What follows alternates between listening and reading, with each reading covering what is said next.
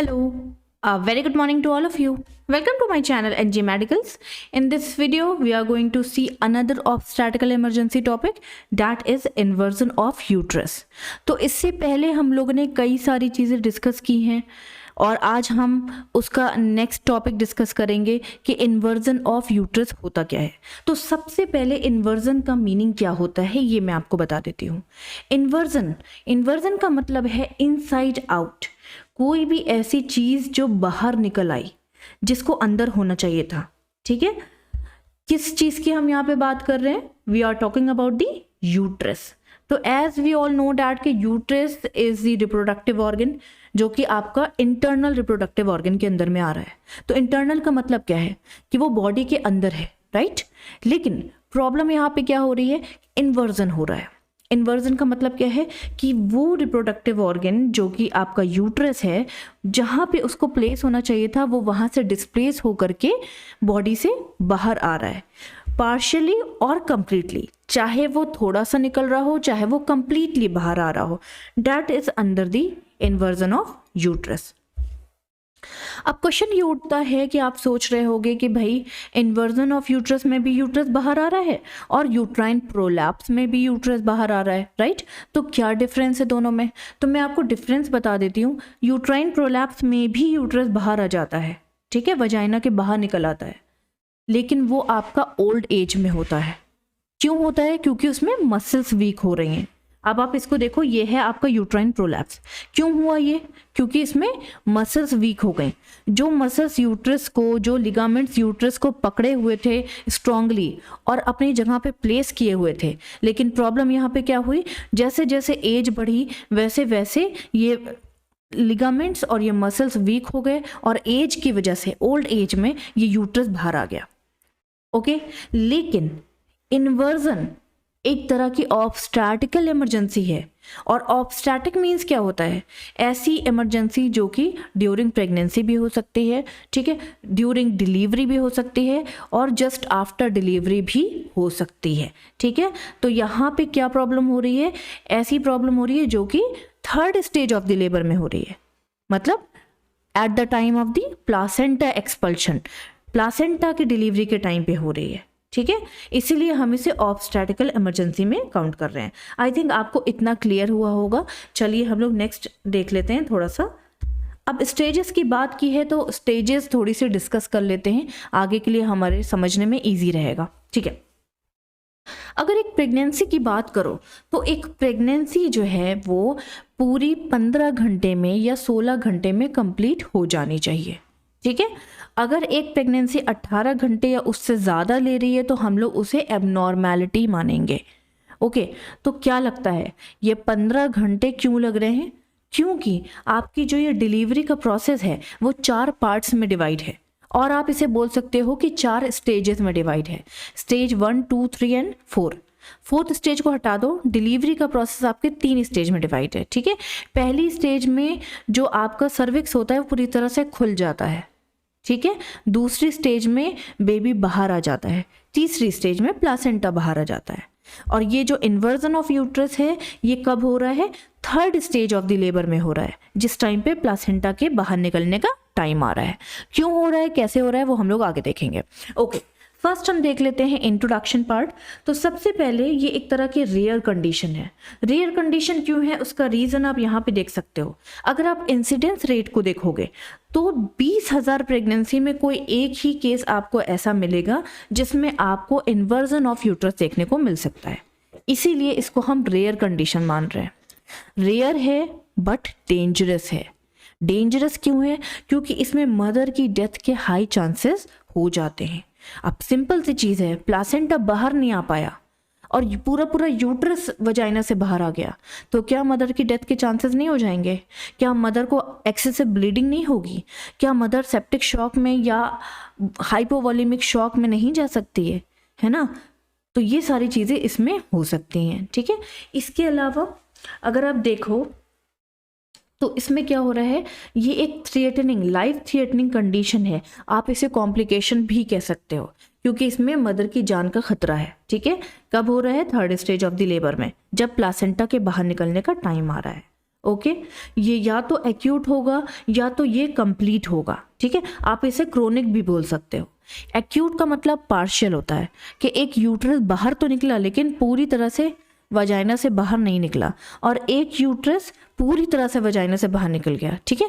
तो पार्शियल और acute same चीज़ है, कंप्लीट और क्रोनिक सेम चीज़ है, ठीक है। तो यहाँ पे अगर इस इमेज में आप देखोगे तो ये आपका कंप्लीट नहीं है, ये आपका पार्शियल है, क्योंकि इसमें थोड़ा सा यूट्रस वजाइना के बाहर निकल गया। चलिए आगे देख लेते हैं। तो डेफिनेशन हमारी क्या कहती है, ये एक तरह की बहुत एक्सट्रीम रेयर कंडीशन है, क्योंकि ये बहुत कम देखने को मिलती है। नॉर्मली अगर ऐसा होता तो हर दूसरे मदर को ये प्रॉब्लम आ जाती, लेकिन ऐसा नहीं है। ये बहुत रेयर कंडीशन है, लेकिन ये लाइफ थ्रेटनिंग है, क्योंकि कहीं ना कहीं अगर आप टाइम पे यूट्रस को अंदर करके उस चीज़ को मैनेज नहीं कर पाए तो मदर की डेथ होने के बहुत हाई चांसेस हैं, ठीक है। जिसमें हो क्या रहा है, प्रॉब्लम क्या हो रही है, uterus is turn inside out. जो अंदर का यूट्रस था वो बाहर निकल गया, इनसाइड आउट, ठीक है। या तो वो आधा बाहर निकलेगा या तो वो पूरा बाहर निकल जाएगा, that is inversion of uterus. Okay, next देख लेते हैं क्लासिफिकेशन। तो क्लासिफिकेशन हमारा टोटल 3 पार्ट्स में डिवाइड है। फर्स्ट है आपका according to the type, according to the degree, and third है आपका अकॉर्डिंग टू दी टाइमिंग। पहले हम लोग देखेंगे अकॉर्डिंग टू दी टाइप्स। तो हमारे पास 2 टाइप्स के हैं, स्टार्टिंग से हम लोग देखते चले आ रहे हैं, इनकम्प्लीट और कंप्लीट, पार्शियल और कंप्लीट, कुछ भी आप इसे कह सकते हो। तो इनकम्प्लीट मैंने आपको पहले ही बता दिया कि यहाँ पे देखो जो फंडस है, पहली चीज फंडस कौन सा पार्ट है यूट्रस का, ये सबसे ऊपरी भाग जो है, this is the portion of the fundus, ठीक है। इस पार्ट को हम फंडस बोलते हैं। तो ये फंडस क्या कर रहा है, इनसाइड आउट हो रहा है, ठीक है, टर्न हो रहा है। जैसे कि मोजा उतारते हो, सॉक्स उतारते हो तो वो सॉक्स उल्टा हो जाता है, उसी तरह से ये फंडस क्या हो रहा है, नीचे की ओर झुक जा रहा है, और झुकने की वजह से ये वजाइना की तरफ चला जा रहा है। लेकिन कंप्लीटली ये वजाइना से बाहर नहीं जा रहा है, वजाइना से चला जा रहा है लेकिन कंप्लीटली एकदम बाहर नहीं जा रहा है, ठीक है। But inverted fundus has not descended through the cervix, पूरी तरह से सर्विक्स और वजाइना से बाहर नहीं जा रहा है, दैट इज पार्शियल और इनकम्प्लीट इन्वर्जन। दूसरा इसका जस्ट अपोजिट है, इसमें सर्विक्स और वजाइना को क्रॉस करके ये वजाइना वॉल को क्रॉस कर लेगा और ये वजाइना से बाहर देखने को मिलेगा कुछ इस तरह से। इनकम्प्लीट में ये वजाइना के बाहर देखने को नहीं मिलेगा, कंप्लीट में ये वजाइना के बाहर देखने को मिल जाएगा, ठीक है। बस दोनों में इतना ही फर्क है। नेक्स्ट देख लेते हैं अकॉर्डिंग टू दी डिग्री। तो 4th डिग्री तक है ये। फर्स्ट डिग्री में सिंपली यूट्रस हल्का सा बेंड हो गया। कौन से एरिया से बेंड हुआ, फंडल एरिया से बेंड हुआ, समझ में आ रहा है आपको, फंडल एरिया से बेंड हुआ, ठीक है। लेकिन सिर्फ यू शेप्ड का हो गया है, आप यहाँ पे देखो यू शेप्ड का। सेकेंड डिग्री में देखो ये डीप शेप्ड का हो गया, डीप यू शेप्ड का हो गया है, ठीक है। फंडस जो है आपके सर्विक्स तक चला गया। पहले में फंडस आपकी कैविटी तक है, दूसरी डिग्री में फंडस आपके सर्विक्स तक है, तीसरी डिग्री में फंडस जो है वो वजाइना के बाहर चला गया, ठीक है। लेकिन थोड़ा सा एरिया वजाइना के बाहर चला गया। लेकिन चौथी डिग्री में वजाइनल कैनाल को ही उसने बाहर आ गया, ठीक है, क्रॉस कर दिया। आई थिंक आपको समझ में आ गया होगा। पहली डिग्री में सिर्फ हल्का सा कप शेप्ड बना, दूसरी डिग्री में डीप यू शेप्ड बन गया, सर्विक्स तक चले गया। तीसरी डिग्री में वजाइना को इसने क्रॉस तो किया लेकिन वजाइना के कैनाल को क्रॉस नहीं किया, क्योंकि वजाइना की ओपनिंग तक ये गया है, ओपनिंग को क्रॉस किया है, ठीक है। लेकिन वजाइना के जो पाथवे है, ठीक है, ये वजाइना हमारा लंबा होता है ना, हम सब जानते हैं, वजाइना के ओपनिंग को क्रॉस किया है इसने, ठीक है, लेकिन इस पाथवे को क्रॉस नहीं किया। लेकिन 4th और सबसे सीवियर डिग्री में क्या हो गया कि इसने वजाइना के पाथवे को भी क्रॉस कर दिया और आप इसे टच भी कर सकते हो, ठीक है। ये हमारे अकॉर्डिंग टू दी डिग्री है। नेक्स्ट देख लेते हैं। अब आ जाते हैं सीवियरिटी और टाइम के अकॉर्डिंग। तो टाइम के अकॉर्डिंग है हमारा एक्यूट, सब एक्यूट एंड क्रोनिक। तो एक्यूट सिंपल सी चीज़ है कि it occurs with in 24 hours of the delivery, ठीक है। बेबी की डिलीवरी के 24 घंटे में या आपको 24 घंटे के अंदर अंदर देखने को मिलेगा। रीज़न हम लोग आगे देखेंगे, ठीक है। सेकेंड आपका क्या है, सब एक्यूट। इसमें क्या है कि 24 आवर्स के बाद और 4th वीक से पहले आपको ये प्रॉब्लम देखने को मिल सकती है। और क्रोनिक क्या है कि ये beyond 4th week of the delivery, ठीक है। कौन सी स्टेज में? जब मदर प्रेग्नेंट नहीं है, इसका मतलब बेबी बाहर निकल चुका, प्लासेंटा बाहर निकल चुका, ठीक है। और 4थे वीक में ये प्रॉब्लम देखने को मिल सकती है। क्यों देखने को मिल सकती है ये हम लोग आगे कॉजेज में देखेंगे। आई थिंक आपको क्लासिफिकेशन क्लियर हुआ होगा। नेक्स्ट है कॉजेज एंड रिस्क फैक्टर्स। क्योंकि इसका कोई एग्जैक्ट कॉज, फिक्स्ड कॉज नहीं है, इसीलिए मैंने कॉजेज और रिस्क फैक्टर दोनों साथ में ही लिख दिया है, ठीक है। सबसे पहले आ जाता है आपका एटोनिक प्लासेंटल साइट। पहली चीज, एटोनिक मतलब क्या है? ए मीन्स होता है, ये ए का मतलब क्या है? ए मीन्स होता है एब्सेंट, टोनिक मीन्स होता है कॉन्ट्रैक्शंस, ठीक है। हम सभी जानते हैं कि बेबी को बाहर निकालने के लिए प्रॉपर कॉन्ट्रैक्शंस की नीड होती है, राइट। प्रॉपर कॉन्ट्रैक्शंस आने चाहिए। इसके अलावा प्लासेंटा को भी बाहर निकालने के लिए प्रॉपर कॉन्ट्रैक्शंस की नीड होती है, ठीक है। तो कॉन्ट्रैक्शन में होता क्या है? जो आपका यूट्रस है वो कॉन्ट्रैक्ट और रिट्रैक्ट होता है। आप समझो, रिट्रैक्ट और कॉन्ट्रैक्ट होता है, रिलैक्सेशन एंड कॉन्ट्रैक्शन नहीं होता। कॉन्ट्रैक्शन का मतलब होता है किसी चीज का सिकुड़ जाना, रिट्रैक्शन का मतलब होता है उस चीज का फिर से खुल जाना, लेकिन पूरी तरह से नहीं, पूरी तरह से ढीला नहीं पड़ना, ठीक है। हल्का सा कॉन्ट्रैक्शन उसमें रहना, टाइट हो जाना, समझ में आ रहा है, ठीक है। लेकिन रिलैक्सेशन का क्या मतलब है? रिलैक्सेशन का मतलब है कि कोई चीज पूरी तरह से लूज हो गई, ओके। यहां पे दिखा देती हूं आपको, ये देखो, अगर इस तरह से कोई चीज लूज हो गई तो वो रिलैक्सेशन मोड पे है, लेकिन और इस तरह से टाइट हो गई तो वो कॉन्ट्रैक्शन मोड पे है। और अगर रिट्रैक्शन होगा तो रिलैक्सेशन और कॉन्ट्रैक्शन के बीच का ये प्रोसेस है, ठीक है। इसमें हल्की सी ये लूज होगी, ना कि पूरी तरह से कंप्लीटली लूज हो जाएगी, ठीक है। आई थिंक आपको समझ में आ गया होगा कॉन्ट्रैक्शन, रिट्रैक्शन और रिलैक्सेशन क्या है। अब प्रॉब्लम यहाँ पे क्या हो रही है कि जो प्लासेंटा की जो एरिया है वहाँ पे कॉन्ट्रैक्शंस नहीं आ रहे हैं, तो प्लासेंटा को निकालने के लिए कॉन्ट्रैक्शन की नीड पड़ती है, राइट। तो अब यहाँ पे जब कॉन्ट्रैक्शन नहीं आएंगे तो प्रॉब्लम क्या होगी? प्रॉब्लम ये होगी कि प्लासेंटा डिटैच नहीं होगा। प्लासेंटा डिटैच नहीं होगा तो जो मेडिकल प्रैक्टिशियंस होते हैं, जो डॉक्टर्स हैं या नर्सेज हैं, वो क्या करेंगी? वो कॉर्ड को खींचेंगी कस के, ठीक है। वो कस के खींचेंगे कॉर्ड को। प्लासेंटा डिटैच नहीं हुआ है, अगर डिटैच नहीं हुआ है नेचुरली तो वो सेपरेट भी नहीं हुआ है। और उन लोग ने क्या किया? ऑक्सीटोसिन नहीं दिया कॉन्ट्रैक्शन लाने के लिए, और ज़बरदस्ती क्या किया? कॉर्ड को पकड़ के खींच लिया। इसकी वजह से क्या होगा कि जो यूट्राइन का जो एरिया है वो इस तरह से डिम्पल हो सकता है या बेंड हो सकता है या यू शेप्ड में या कप शेप्ड में आ सकता है, ठीक है, खिंचाव की वजह से। दैट इज एटोनिक साइट, इस वजह से हो रहा है। दूसरी चीज़ आ जा रही है CCT। इसका फुल फॉर्म है complete cord traction. Complete cord traction का क्या मतलब है? जो मैं आपको बता रही हूँ कि कॉर्ड को पकड़ के खींचा गया, उसी को हम कंप्लीट कॉर्ड ट्रैक्शन बोलते हैं।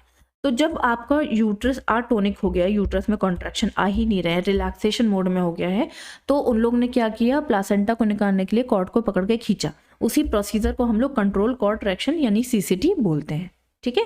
इसकी वजह से भी सेम प्रॉब्लम आ सकती है कि जो ये वॉल है ये इस तरह से डिम्पल शेप में हो जाएगी। तीसरी चीज़ क्या है? Manual removal of the placenta, that is MRP। Manual removal का मतलब क्या है? हाथ से प्लासेंटा को रिमूव करना। रीजन सेम है, कॉन्ट्रैक्शन नहीं आ रहे हैं, रीजन सेम है कि प्लासेंटा की जगह पे रिलैक्सेशन हुआ है, ठीक है, जिसकी वजह से प्लासेंटा उखड़ ही नहीं पा रहा है, सेपरेट ही नहीं हो पा रहा है और डिटैच ही नहीं हो पा रहा है और बाहर ही नहीं आ रहा है, ठीक है। तो इन्होंने क्या किया? अपना हाथ डाल करके ज़बरदस्ती प्लासेंटा को बाहर निकालने की कोशिश की। अब प्लासेंटा का डीप अटैचमेंट है, ठीक है, तो वो क्या कर रहा है? यूट्राइन वॉल को भी साथ में अपने साथ खींचे लिए जा रहा है, ठीक है। इसकी वजह से इन्वर्जन ऑफ यूट्रस हो सकता है, लेकिन इनकम्प्लीट वाला, नॉट कंप्लीट, ठीक है। नेक्स्ट है प्लासेंटा एक्रेटा। एक्रेटा मीन्स होता है deep implantation of the placenta. किसी किसी में ऐसा होता है, यहाँ पे देख लो, ये है केस ऑफ प्लासेंटा एक्रेटा।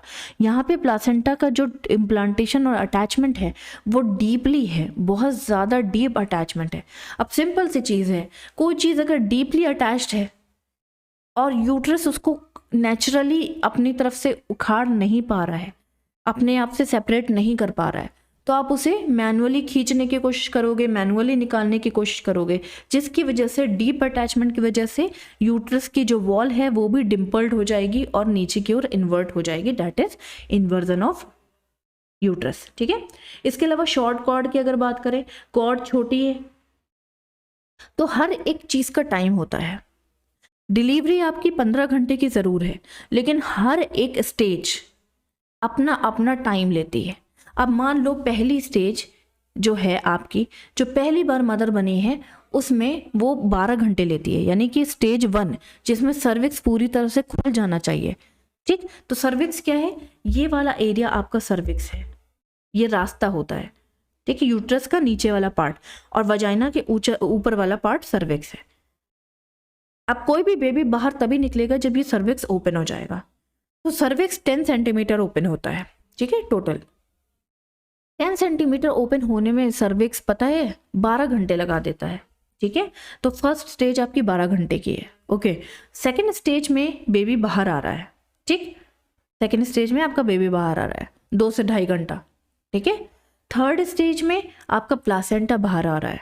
तो प्लासेंटा को बाहर आने के लिए कम से कम 15 से 20 मिनट लगते हैं और मैक्सिमम 30 मिनट्स। तो कोई भी पर्सन अगर प्लासेंटा बाहर आ रहा है तो उसको एटलीस्ट 30 मिनट्स वेट करना पड़ेगा। अगर वो नहीं करता है वेट और ज़बरदस्ती प्लासेंटा को निकालने की कोशिश करता है तो इन्वर्जन ऑफ यूट्रस हो सकता है। ठीक है, शॉर्ट कॉर्ड की अगर बात करें तो इसमें क्या हो रहा है भाई, कॉर्ड छोटी है, अब बेबी अंदर मूव कर रहा है, तो बेबी अंदर मूव कर रहा है तो यहाँ पे स्ट्रेचनिंग हो रही है, बार बार यूट्राइन वॉल जो है वो स्ट्रेच हो रही है, अब अंदर की ओर खिंच रही है। तो इसमें क्या हो गया कि यूट्राइन वॉल थोड़ी सी लूज हो सकती है और इन्वर्ट हो सकती है, अंदर की ओर बेंड हो सकती है। ठीक है, नेक्स्ट आपका ग्रैंड मल्टीपैरा। ग्रैंड मल्टीपैरा कौन होती हैं? वो वोमेन जिनका 5 और 5 से ज़्यादा बच्चे हो चुके हैं। ठीक है, 5 बार प्रेग्नेंट हो चुके हैं, डिलीवर कर चुके हैं, 5 से ज़्यादा बार डिलीवर कर चुके हैं, दैट इज़ ग्रैंड मल्टीपैरा। इनको हम हाई पैरिटी भी बोलते हैं। ओके, तो ग्रैंड मल्टीपैरा में प्रॉब्लम क्या हो रही है कि भाई जैसे जैसे हमारी एज बढ़ती है या जैसे जैसे हम बार बार किसी चीज़ को डिलीवर करते हैं तो हमारे अंदर की मसल्स लूज हो जाती हैं। तो ग्रैंड मल्टीपैरा में चांसेस ज़्यादा हैं कि मसल्स लूज होने की वजह से ये यूट्रस जो है वो बाहर आ सकता है। और अगर ये प्लासेंटा के डिलीवरी के टाइम पे आ जाएगा तो हम उसे इन्वर्जन ऑफ यूट्रस कह देंगे। ठीक है, नेक्स्ट आता है आपका प्रेसिपिटेट लेबर। तो जैसा कि मैंने आपको बताया कि एक डिलीवरी 15 घंटे में होनी चाहिए, प्रेसिपिटेट लेबर में एक डिलीवरी 3 ही घंटे में हो जाती है। ठीक है, तो स्टेज 1 जो 12 घंटे ले रही थी और स्टेज 2 जो 2 घंटे ले रही थी, 2-2.5 घंटा ले रही थी, तो क्या हो रहा है कि स्टेज 1 और 2 दोनों मिला करके 3 घंटे में ही पूरा प्रोसेस हो जा रहा है। ऐसा क्यों हो रहा है? कॉन्ट्रैक्शन हैवी हो रहे हैं।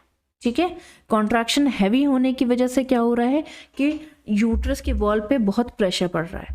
भाई हर एक चीज़ अपने टाइम पे काम करती है, प्लासेंटा भी टाइम पे डिटैच होता है। अब ज़बरदस्ती कॉन्ट्रैक्शन आके किसी भी रीज़न की वजह से, हैवी कॉन्ट्रैक्शन आने की वजह से प्लासेंटा ज़बरदस्ती डिटैच होने की कोशिश कर रहा है, जिसकी वजह से क्या प्रॉब्लम हो रही है, यूट्राइन वॉल अंदर को थोड़ी सी बेंड हो रही है, that is incomplete inversion of the uterus. Next है induction of labour. Induction of labour का मतलब क्या है? इंड्यूस करना है लेबर को, लेबर की प्रोसेस को आगे बढ़ाना है। कैसे बढ़ाना है आगे?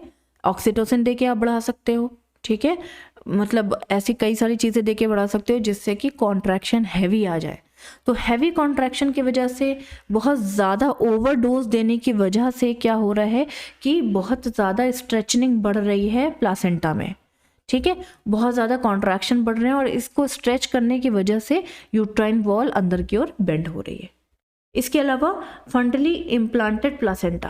फंडली इम्प्लांटेड मतलब प्लासेंटा कहीं पर भी अटैच हो सकता है। ठीक है, मैं आपको यूट्रस के अंदर ये बात दिखा देती हूँ, रुको। नॉर्मली यहाँ पे दिखा देती हूँ, ये देखो, नॉर्मली प्लासेंटा यहाँ पर अटैच होता है। ठीक है, यहाँ पर अटैच होता है, दिख रहा होगा आपको, कलर चेंज कर देती हूँ। यहाँ पे अटैच हो सकता है, यहाँ पे अटैच हो सकता है, ठीक है।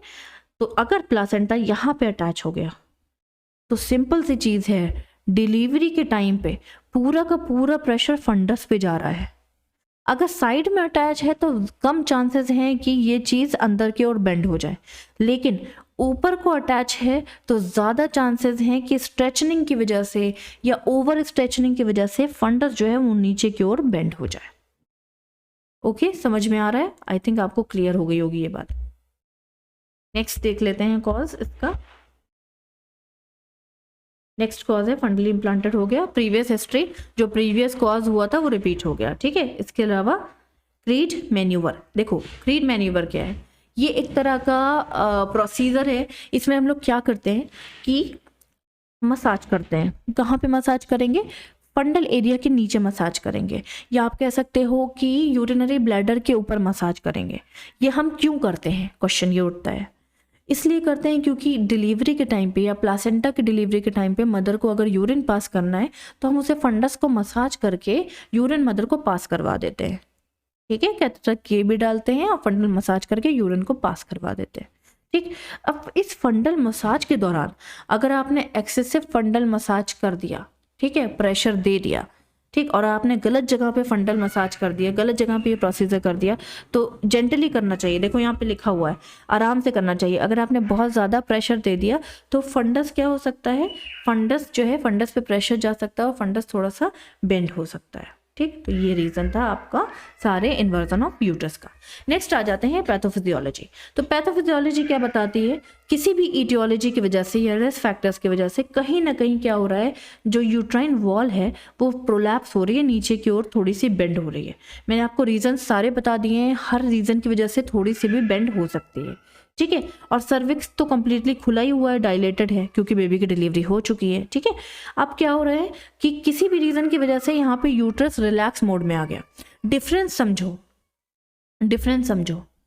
अगर ये रोप जो है वो रिलैक्स्ड है और मैं इसको खींचूं, ठीक है, तो ये आराम से मुझसे खिंच जाएगी और नीचे की ओर आ जाएगी। लेकिन अगर ये रोप टाइट है और मैं इसको खींचूं तो ये ज़्यादा से ज़्यादा थोड़ी सी नीचे की ओर बेंड होगी, कंप्लीटली नीचे की ओर बेंड नहीं होगी। समझ में आ रहा है? और यहाँ पे सेम चीज़ हो रही है, यहाँ पे फंडस था रिलैक्स और किसी प्रैक्टिशियन ने क्या किया कि ज़बरदस्ती प्लासेंटा को खींच लिया। अब प्लासेंटा को खींच लिया, फंडस रिलैक्स था तो वो आराम से नीचे की ओर प्लासेंटा के साथ खिंच गया नीचे, और खिंच गया और यूट्रस क्या हुआ, वो नीचे की ओर बेंड हो गया और इन्वर्जन ऑफ यूट्रस हो गया। आई थिंक आपको समझ में आया होगा दोनों में डिफरेंस। अगर ये रस्सी टाइट है, यानी कि आपका यूट्रस अगर टाइट है और अगर आप प्लासेंटा को खींच रहे हो तो यूट्रस का फंडस नीचे की ओर नहीं बेंड होगा। लेकिन ऑलरेडी अगर ये फंडस रिलैक्स मोड में है, इस तरह से है, और अगर आप ज़बरदस्ती प्लासेंटा को खींचोगे तो ये और आराम से नीचे आ जाएगा और इन्वर्जन की कंडीशन आ जाएगी, ठीक है। तो रिलैक्सेशन के टाइम पे क्या हो रहा है, यूट्राइन वॉल में रिलैक्सेशन है। अचानक से आपने क्या किया, ट्रैक्शन किया, खींचा, ठीक है, और प्लासेंटा फंडस पे अटैच था और आपने उसको खींच लिया, किस मोड पे, रिलैक्सेशन मोड पे, तो इन्वर्जन ऑफ यूट्रस हो गया। आई थिंक पैथोफिजियोलॉजी आपको क्लियर हुई होगी। नेक्स्ट की बात करते हैं। अब देखते हैं क्या क्या ऐसे डेंजरस साइन एंड सिम्टम्स आ सकते हैं जिसकी वजह से मदर को बहुत ज़्यादा कॉम्प्लिकेशन देखने को मिल सकते हैं, ठीक है। तो क्या साइन एंड सिम्टम है? पहले तो हैमरेज हो जाएगा। भाई सिंपल सी चीज़ है, यूट्रस लिगामेंट से अटैच है, यूट्रस एक मस्कुलर ऑर्गन है, अगर वो खिंच गया तो लिगामेंट्स भी खिंच जाएंगे, लिगामेंट्स टूट सकते हैं, ठीक है। यूट्रस के जो अटैचमेंट है वो टूट जाएगा, ठीक, टूट सकता है आसपास से, तो एक्सेसिव ब्लीडिंग होने के हाई चांसेस हो जाएंगे। इसके अलावा आपने प्लासेंटा को ज़बरदस्ती खींच लिया है, ठीक है, तो प्लासेंटा जो डिटैच हुआ ज़बरदस्ती, तो उसके अंदर जो ब्लड वेसल थी वो टूट गई, और टूटने की वजह से क्या हुआ कि ढेर सारी ब्लीडिंग आपको गश करके 94% हैमरेज के चांसेस हैं, और गश करके आपको ब्लीडिंग देखने को वजाइनली मिल सकती है, ठीक है। सीवियर एब्डोमिनल पेन होगा, भाई थोड़ा सा कट लग जाता है तो हमें पेन होने लगता है, थोड़ा सा पीरियड्स आते हैं तो हमें पेन होने लगता है, लेकिन यहाँ पे तो पूरा रिप्रोडक्टिव ऑर्गन बाहर आ रहा है तो एक्सेसिव पेन होगा आपको, सीवियर पेन, ठीक है। हाइपोटेंशन एंड ब्रेडिकार्डिया और शॉक हो सकता है। हाइपोटेंशन, बीपी लो हो जाएगा, भाई इतना ज़्यादा आपका ब्लड बाहर निकल गया है, ब्लड आपका क्या हो गया है, लॉस हो गया है। तो अंदर ब्लड का सर्कुलेशन जो है वो स्लो हो जाएगा, भाई पानी की कमी हो जाएगी, अंदर डिहाइड्रेटेड हो जाओगे आप, तो अंदर जो घूमने की जो कैपेसिटी है मूव करने की, तो वो स्लो हो जाएगी, तो ब्रेडिकार्डिया हो जाएगा, ठीक है, डिक्रीज हो जाएगी पल्स और डिक्रीज हो जाएगा आपका बीपी, ठीक, और मदर शॉक में भी जा सकती है पानी की कमी की वजह से।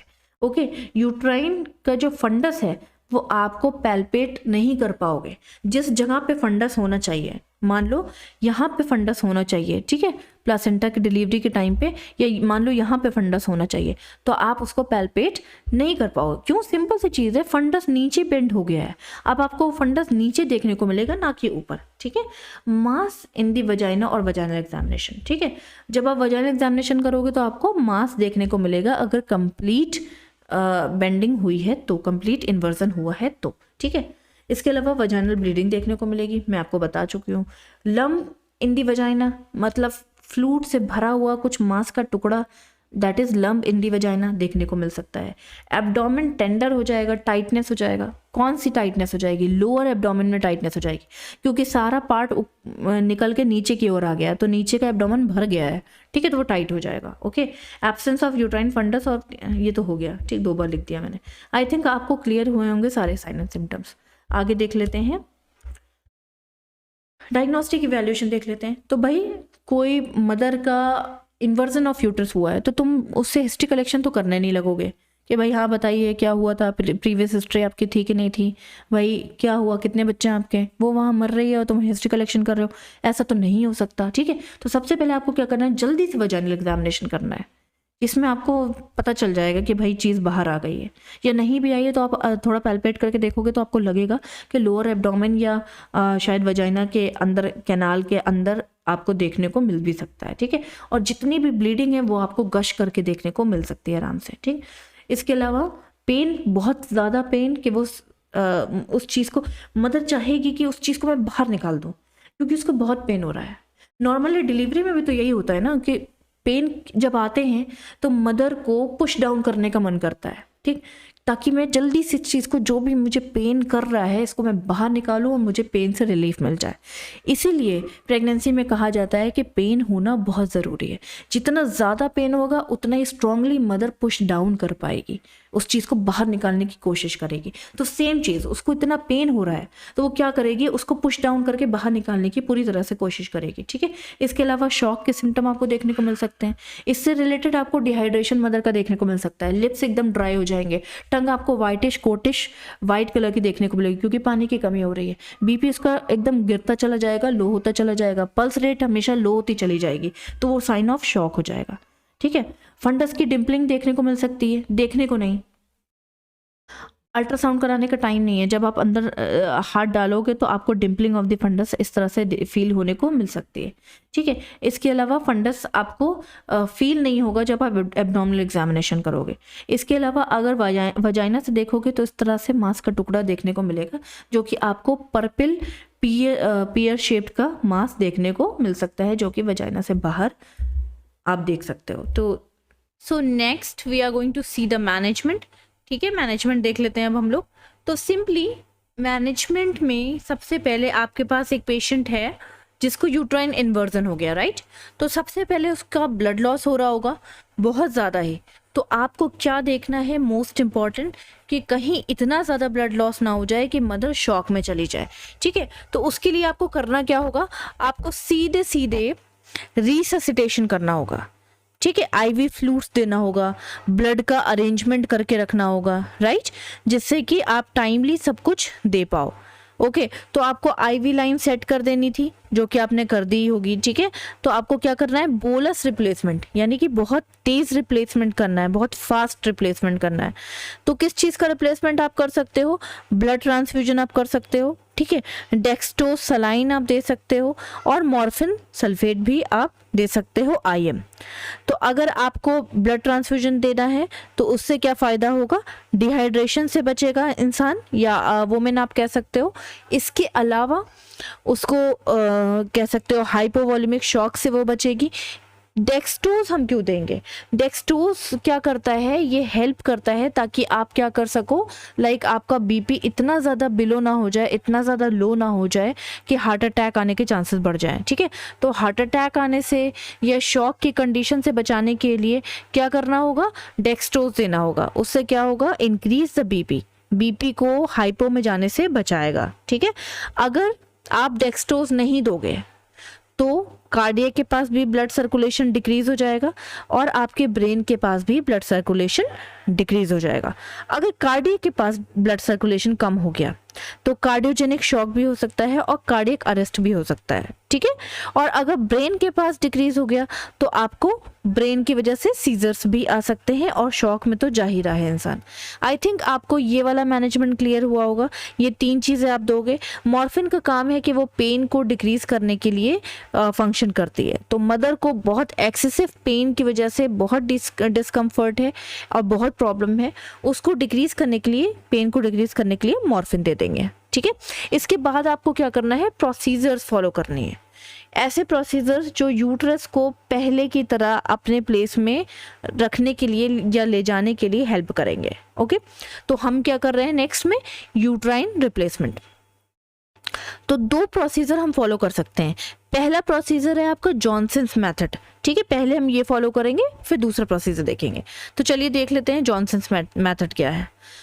जॉनसन्स मेथड ये बताता है कि आपको सीधे सीधे क्या करना है, जो कि बाहर निकल चुका है पार्ट, उसको क्या करना है, उसको उस तरह से पकड़ना है, होल्ड करना है। ठीक है, आपका हाथ, ग्लव्स आपके हाथ पे होना चाहिए, स्टेराइल ग्लव्स होना चाहिए। ठीक है, जिससे कि इन्फेक्शन मदर को ना हो।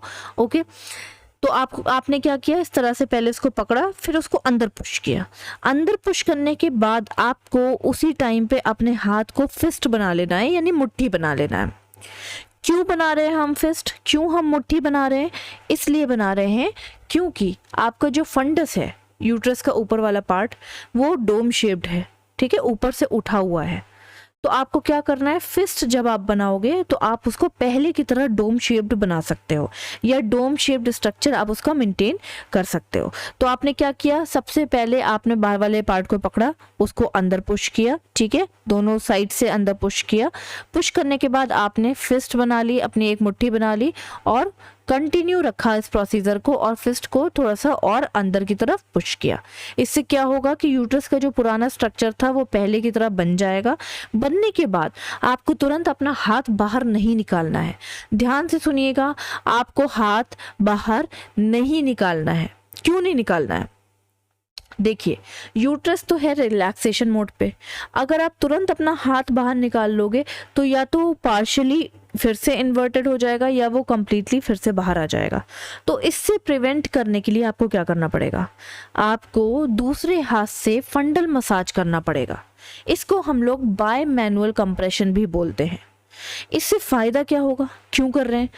इससे कॉन्ट्रैक्शंस बढ़ते हैं। ठीक है, तो यूट्रस को दोबारा से कॉन्ट्रैक्शन में लाने के लिए या कॉन्ट्रैक्ट करने के लिए आपको ये वाला प्रोसीजर फॉलो करना होगा। ये वाला हाथ स्टिल आपका अंदर ही है। ठीक है, और दूसरे हाथ से आप फंडल मसाज कर रहे हो। सिंपल सी चीज़ है। अगर यूट्रस रिलैक्स मोड में होगा तो वो फिर से नीचे गिर जाएगा, लेकिन वो कॉन्ट्रैक्ट हो जाएगा, टाइट हो जाएगा तो उसके अंदर फिट हो जाएगा। ठीक है, और यही हमें करना है कि यूट्रस को दोबारा से अंदर फिट करना है। ओके, तो आपने क्या किया, फंडल मसाज किया। फंडल मसाज से अगर कॉन्ट्रैक्शंस आ गए तब आप प्लासेंटा की डिलीवरी, अपना हाथ बाहर निकाल लेना, फिर प्लासेंटा की डिलीवरी करा देना। ठीक है, उसके बाद पीपीएच असेस कर लेना। मान लो फंडस अगर मतलब कॉन्ट्रैक्शन नहीं हुआ बाय मैनुअल कंप्रेशन से, तो सीधे सीधे आपको क्या करना है, हाथ को अंदर ही रखना है, बाहर नहीं करना है जब तक कॉन्ट्रैक्शन नहीं आ जाते। सीधे सीधे ऑक्सीटोसिन डाल दो। कितना डालोगे, 40 यूनिट्स पर 500 ml NS। ठीक है, जो नॉर्मल सलाइन लगा ही होगा या डेक्सट्रोज लगा होगा तो उसमें आपको 40 यूनिट ऑक्सीटोसिन डाल देना है। और हम सभी जानते हैं कि ऑक्सीटोसिन का काम क्या है, कि वो कॉन्ट्रैक्शंस को बढ़ाता है। ठीक है, तो ये काम आप तो नहीं कर पाओगे क्योंकि ऑलरेडी आपका एक हाथ मदर के अंदर है। तो आपका ये काम कौन करेगा, आपका असिस्टेंट, या उस टाइम पे जो भी आपके साथ होगा वो 40 यूनिट ऑक्सीटोसिन डाल देगा NS के अंदर। ठीक है, इसके अलावा एंटीबायोटिक्स चला सकते हो। तो क्या करना है, ये डाल करके फिर वेट करना है। जैसे ही यूट्रस टाइट हो जाता है, जैसे ही फंडल टाइट हो जाता है, हाथ को बाहर निकाल लेना है।